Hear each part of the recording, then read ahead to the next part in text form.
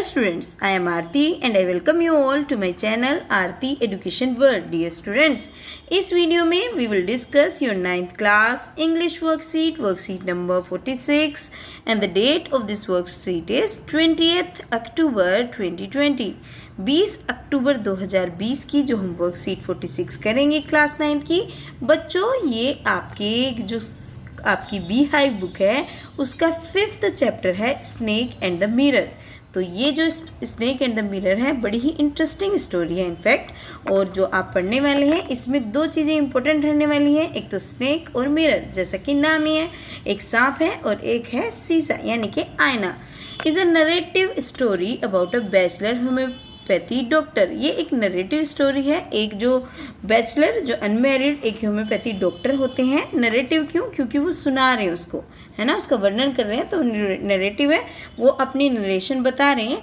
Who is telling his friends, और जो अपने दोस्तों को बता रहे हैं एक इंसिडेंट, एक ऐसी घटना which happened in his life, जो उनकी लाइफ में हुई, उन डॉक्टर की लाइफ में हुई, वो उस घटना को अपने दोस्तों को सुना रहे हैं। वो पूछते हैं has a snake ever coiled itself round any part of your body. क्या किसी सांप ने कभी तुम्हारी बॉडी के, कभी तुम्हारे शरीर के किसी पार्ट पर कोइल्ड किया है, मतलब घुमावदार ऐसे लपेट लिया है? क्योंकि आपको पता है स्टूडेंट्स कि जो स्नेक होता है वो कुछ इस तरीके का दिखता है, जैसे इसका सांप हो, ये इसकी पूंछ हो, इस तरीके से। तो सांप क्या होता है, अगर कोई ऑब्जेक्ट होता है उसको ऐसे ऐसे ऐसे ऐसे उसके चारों तरफ कोइल्ड कर लेता है ना। तो वो कह रहे हैं कि क्या आपको कभी ऐसे कोइल्ड किया है सांप ने? तो देखिए अब ये क्वेश्चन आ गया, अब आएगी स्टोरी, देखिए कैसे है। ही begin with this story when one night he returned to his rented room। वो इस स्टोरी को शुरू करते हैं जब वो एक रात को वापस आए अपने, कहाँ पे, जो उन्होंने रेंट पे रूम लिया हुआ था, कमरा लिया हुआ था, वहाँ पे आए। And heard the similar sound of rats from the above, और उन्होंने, हियर्ड होता है आपको बताइए सुनना, फैमिलियर होता है परिचित, साउंड होता है आवाज़ें, उन्होंने परिचित आवाज़ों को सुना जो चूहों की आ रही थी ऊपर से। तो इसका मतलब क्या है, उसके घर में बहुत सारे चूहे रहते होंगे तो उसकी आवाज़ परिचित है क्योंकि आती रहती होगी। The room was not electrified, जो रूम है उसमें लाइट नहीं जली हुई थी। So he lighted a kerosene lamp on the table, क्योंकि उसमें बिजली नहीं थी तो उन्होंने क्या करा, केरोसिन यानी कि मिट्टी का तेल का एक दीपक उसमें जलाया, एक लैंप जलाया।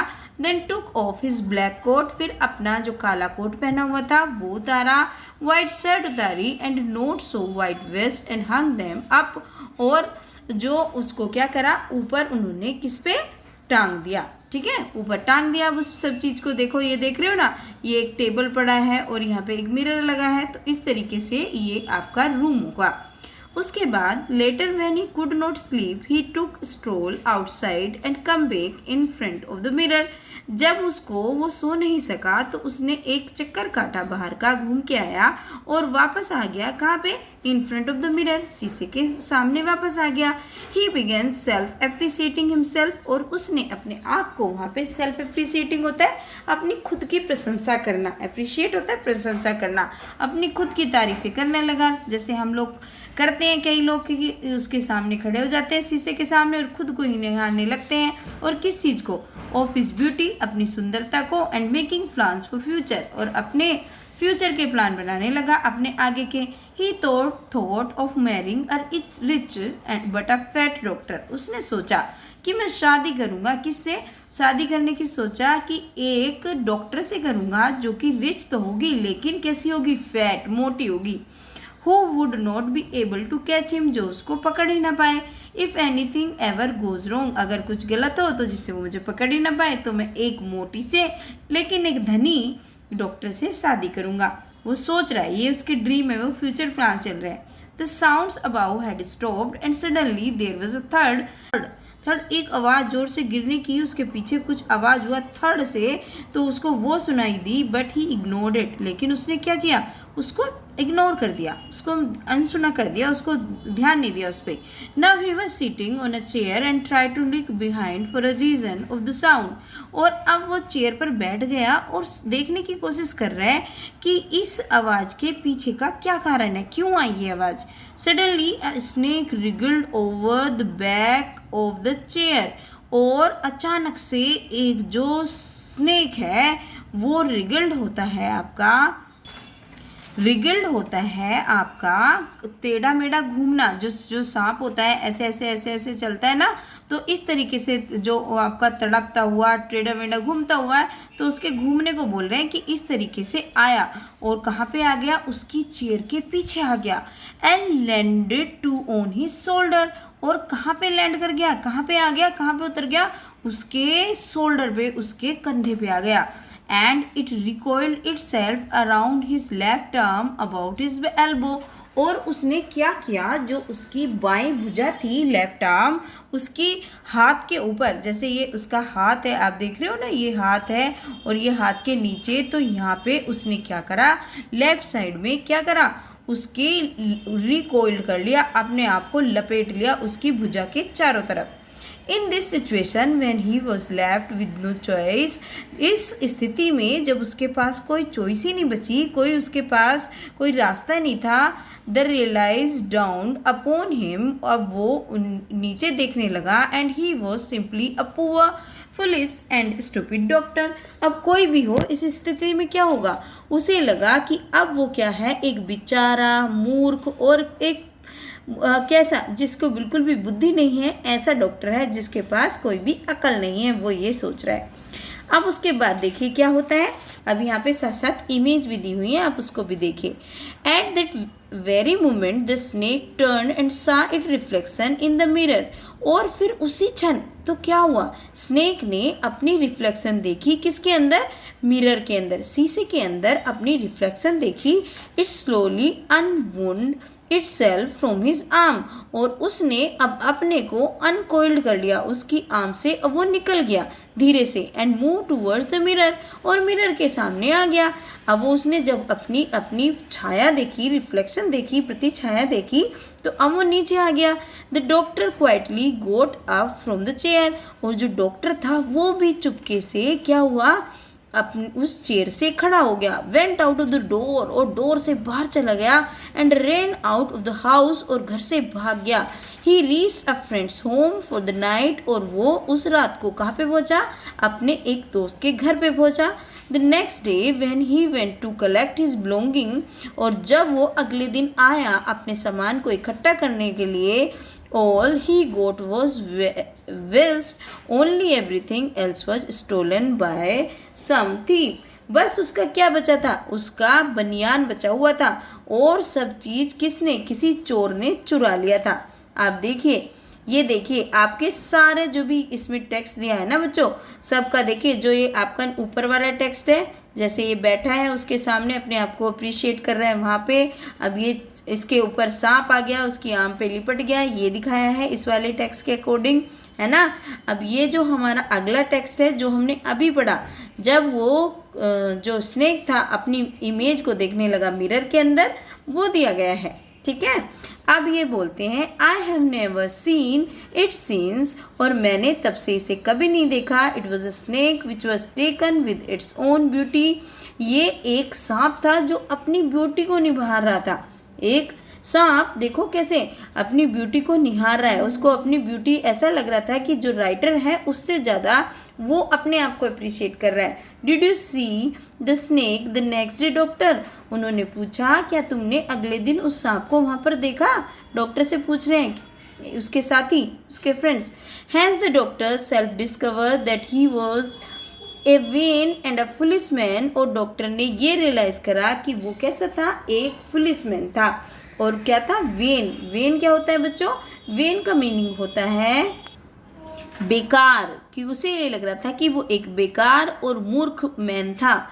It is the moment of crisis which help him realise that he is poor foolish and stupid, और ये ऐसा क्षण था क्राइसिस का। क्राइसिस होता है जब हमें किसी चीज़ की तंगी होती है, कि जब मैं अपने आप को सोच रहा था कि वो हेल्पलेस है, वो कुछ नहीं कर सकता, क्योंकि उसने जो स्नेक है उसने उसको लपेट रखा है। उसे ये लग रहा था वो कितना पुअर, बेचारा, गरीब, और फुलिश, मूर्ख, और एक स्टूपिड है। स्टूपिड भी मूर्ख होता है और ये फुलिश भी आपका मूर्ख होता है, तो उसको ऐसा फील हो रहा था। चलिए ये तो पढ़ी हमने इंटरेस्टिंग सी स्टोरी, अब देख लेते हैं इसके के क्वेश्चन आंसर्स। पहला क्वेश्चन पूछा है, on the basis of your reading the story answer the following question. ये जो हमने स्टोरी पढ़ी इसके बेसिस पे हमें आंसर करने हैं। चलिए कर लेते हैं। पहला क्वेश्चन है, why did the narrator light a kerosene lamp. Kerosene lamp writer ने क्यों जलाया? तो इसका तो सीधा आंसर है, the narrator had to light the kerosene lamp. Narrator को केरोसिन लैम्प इसलिए जलाना पड़ा बिकॉज इट वॉज 10 o'clock, रात के 10 बजे थे। आप अगर पूरा चैप्टर पढ़ेंगे तो आपको पता चलेगा 10 बजे हुए थे।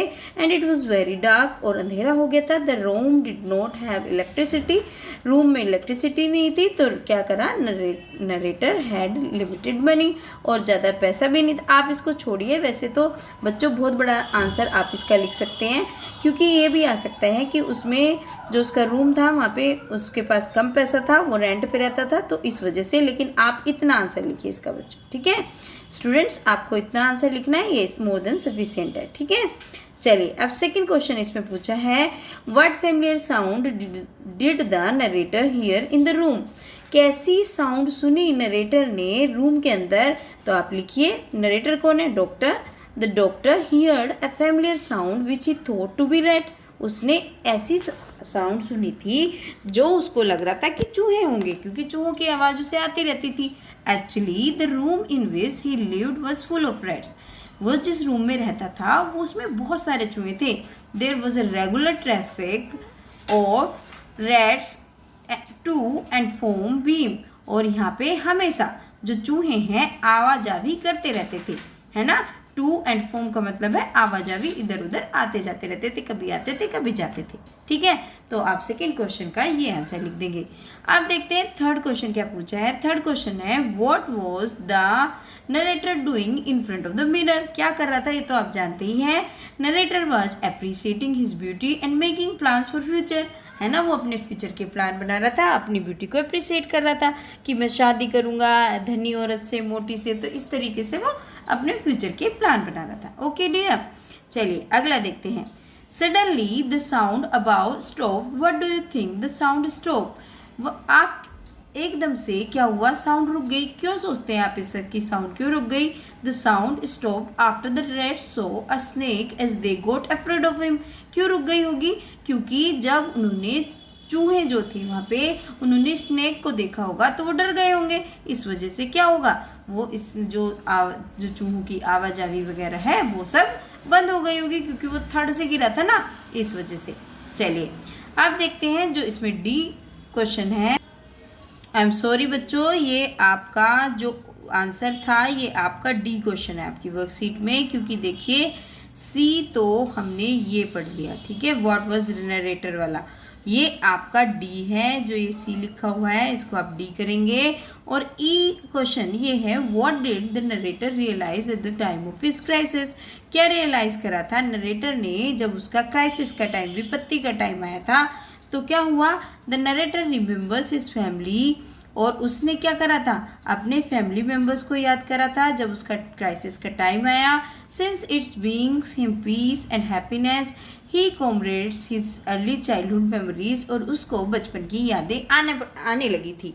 क्योंकि बच्चों ये जो आपकी वर्कशीट आई है इसमें ब्रीफ में दिया गया है, ठीक है। अगर आपका प्रॉपर आंसर लिखना है तो आपको ये लिखना ही पड़ेगा एग्जामिनेशन में, क्योंकि उसको जो पुरानी मेमोरी है वो सब आने लगी थी। ये आपके चैप्टर में से दिया गया है और ये आपके चैप्टर में से लिया है मैंने, ठीक है। चलिए अगला क्वेश्चन है जो वर्कशीट का F, have you ever seen animal to look into the mirror, what do you think it see. तो आपको क्या आपने किसी एनिमल को देखा है मिरर में देखते हुए?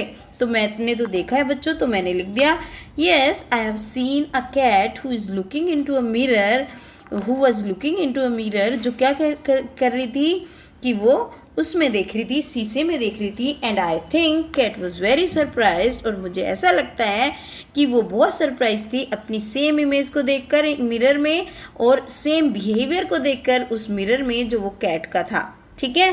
तो आप एफ का आंसर इस तरीके से भी लिख सकते हैं। ओके स्टूडेंट्स, चलिए अगला देखते हैं। एफ तक तो हमने इसमें कर लिए, अब जी इसी में से बता देती हूँ मैं आपको।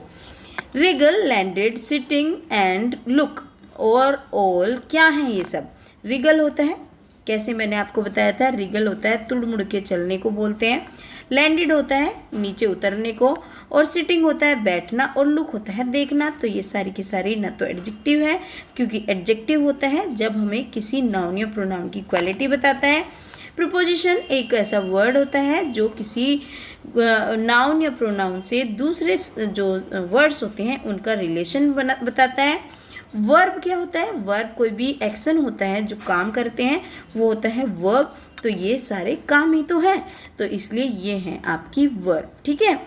एडवर्ब, एडवर्ब जो वर्ब को मॉडिफाई करती है, तो वो भी नहीं है। तो बच्चों इसका आंसर आप क्या लिखेंगे? इसका आंसर लिखेंगे आप वर्ब। ये सारी की सारी नाउन है, राइट। चलिए, which of the given below word is an antonym of crisis. Crisis, crisis का क्या मतलब होता है? जब हम परेशान होते हैं, परेशानी में होते हैं, वो क्राइसिस होती है। और जब हम डायलेमा क्या होता है? डायलेमा क्या होता है? डायलेमा भी वही होता है जब हम कन्फ्यूजन में होते हैं। पीस क्या होता है? शांति होती है। और इमरजेंसी क्या होती है? जब आपका एकदम से अचानक से कुछ हो जाता है तब होती है इमरजेंसी। तो बच्चों इसका आंसर इसका आंसर आप लिखेंगे कामिटी। जब आप काम होते हैं, कोई आपको बेचैनी नहीं होती, जब आप निश्चिंत अवस्था में होते हैं तो उसको बोलते हैं कामिटी। तो इसका आपका सेकंड आंसर सही हो जाएगा। तो बच्चों ये थी आज की आपकी इंग्लिश की वर्कशीट नंबर 46। होपफुली आपको वीडियो हेल्पफुल रही होगी। अगर बच्चों आपको वीडियो से हेल्प मिलती है तो प्लीज़ वीडियो को लाइक भी कर दिया करो। अगर नए आए हैं चैनल पे, चैनल को सब्सक्राइब कर लेना। और बच्चों अपने फ्रेंड्स के साथ शेयर करना बिल्कुल भी मत भूलना। बच्चों I always wait for your comments. मुझे बड़ा अच्छा लगता है जब मैं आपका कमेंट पढ़ती हूँ। तो please drop your lovely comment too. Thank you.